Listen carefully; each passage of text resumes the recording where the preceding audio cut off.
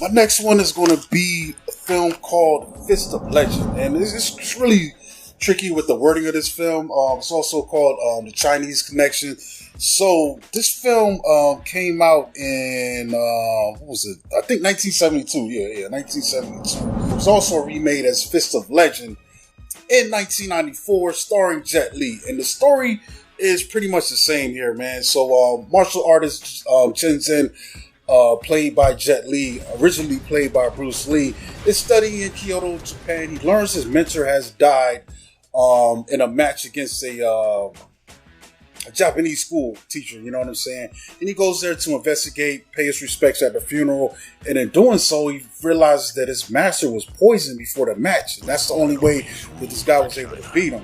You know what I'm saying? So he goes there to fight the guy that beat his teacher and easily whoops his ass. It's like, bro, there's no way you could have beat my guy straight up. Right. And in doing that, he angers, this crew that's going on. And there's a lot of weird political stuff that's going on here too, man. This is also where this section of China is being occupied by Japan. So there is some crazy Asianism, going on where the Japanese are kind of, shitting on the Chinese, treating them terribly. They're occupied, man. It's almost like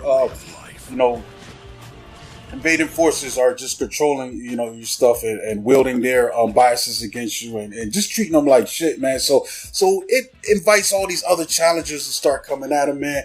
And what I like about this film, man, I'm not going to say this is better than Bruce Lee's thing, because Bruce Lee has such iconic scenes in there. There's the scene in that movie. That's the one where he first whips out the nunchucks in that scene where he whoops the whole dojo's ass.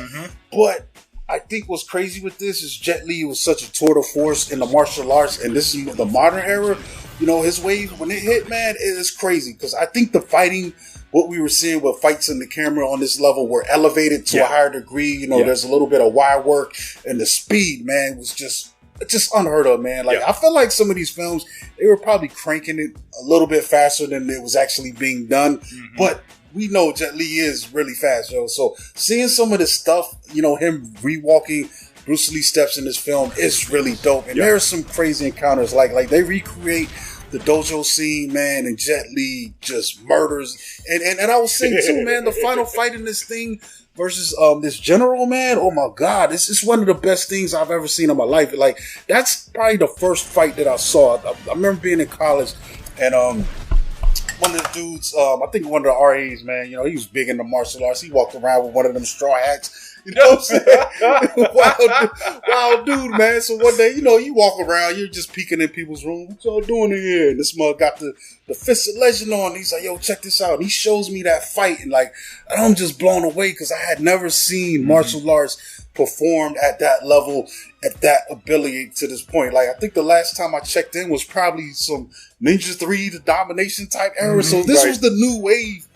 You got the Bruce Lee stuff, then you got the 80s copycats, but then you hit the 90s, and that's where, Jackie Chan's hitting the second wave, Jet Li's out here, man. You got the women coming into the play, Sammo, Lin Bu, it was crazy era, and Jet Li was leading that wave, and to watch this film, man, it's definitely worth checking out, man. It's one of the best remakes out there, man. One that respects the source material and surpasses it in some ways too, man.